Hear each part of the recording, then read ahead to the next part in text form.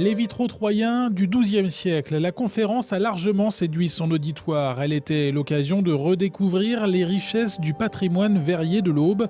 Ont ainsi été présentés 18 vitraux troyens du Moyen-Âge dispersés dans des collections publiques ou privées du monde entier. Ce sont des œuvres vraiment de très très grande qualité du point de vue pictural. Un grand chercheur sur le vitrail qui s'appelait Louis Grodecki parlait de tableautin, donc de petits tableaux en fait. Donc du point de vue stylistique, c'est vraiment une très très grande beauté, une grande précision dans le rendu graphique. Et puis on a très peu d'exemples de ce type-là, conservés en tout cas. Donc, il est du XIIe siècle. Le XIIe siècle, c'est le début des vitraux conservés. Je ne dis pas que c'est le début du vitrail, mais on n'a pas beaucoup de séries de vitraux de cette époque. Ces vitraux faisaient partie d'un ensemble cohérent, tout à fait essentiel, sur la vingtaine de verrières qui a traversé 9 siècles d'histoire avec plus ou moins d'encombre.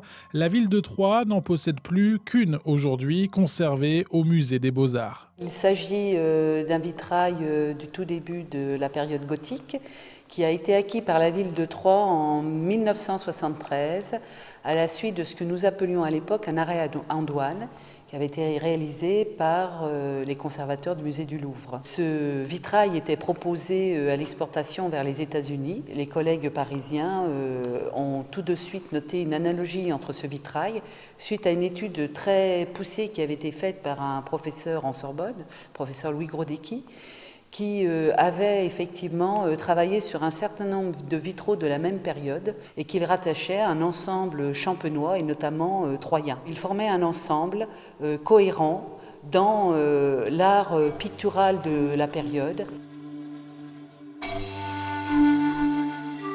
L'ensemble des vitraux troyens du XIIe siècle a été disséminé au XVIIIe siècle. La Révolution est passée par là avec la destruction des parties anciennes d'édifices religieux d'où provenaient ces pièces. C'est le cas pour l'ex-collégiale Saint-Étienne ou la cathédrale de Troyes.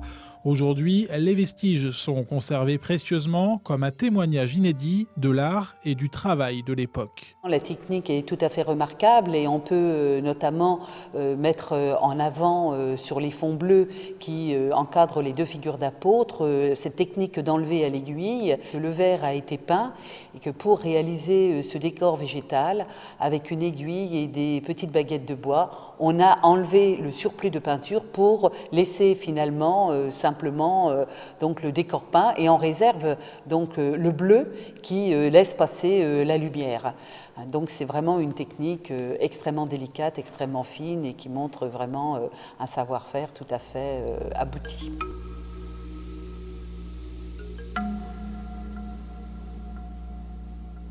Ici, on est dans le summum de l'art du vitrail, avec tout un travail autour de la religion. C'est lié à l'Église, à la Bible. Donc on a des verrières, des panneaux relatifs à la vie du Christ, à la tentation du Christ, les miracles du Christ, Saint Nicolas aussi. À Troyes, il y a beaucoup de choses autour de Saint Nicolas, c'est un saint très vénéré. Et dans les vitraux, à la fois du XIIe, du XIIIe siècle, on parle de Saint Nicolas. Et puis aussi une verrière qui devait être assez intéressante, consacrée à la Vierge.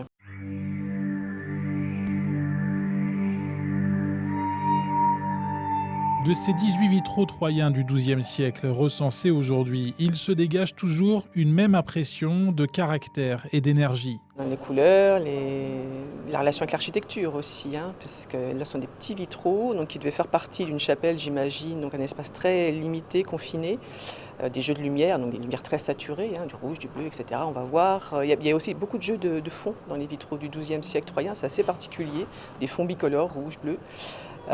Donc à ce niveau-là, c'est assez intéressant. Il y a aussi des fonds à rinceaux qui sont très très beaux. Des rinceaux, dans le panneau qui est conservé au musée de Troyes, vous verrez un fond donc, avec des petits motifs réalisés à la grisaille, donc à la peinture, donc, par enlever, donc des rinceaux de très très grande qualité. Comme je vous dis, c'est vraiment une minutie assez exceptionnelle. Une minutie exceptionnelle qui découle d'une association avec les autres artistes de l'époque. Je pense qu'il doit y avoir des relations très étroites entre des enlumineurs et des peintres verriers, surtout au XIIe siècle. Au XIIIe, ça change un peu, je pense, mais au XIIe siècle, et surtout dans ce contexte-là de tableautin, les relations entre les peintres verriers et les enlumineurs devaient être assez étroites. Je me demande même s'ils n'ont pas la même formation, ils se sont spécialisés, enfin quelque chose comme ça. Pour le XIIe siècle, c'est possible. Après, je ne pense pas. Ces vitraux troyens du XIIe siècle restent un trésor pour les spécialistes, l'occasion de comprendre pour la première fois comment travaillaient les maîtres verriers à Troyes, une ville considérée déjà comme étant la capitale de la discipline à l'époque.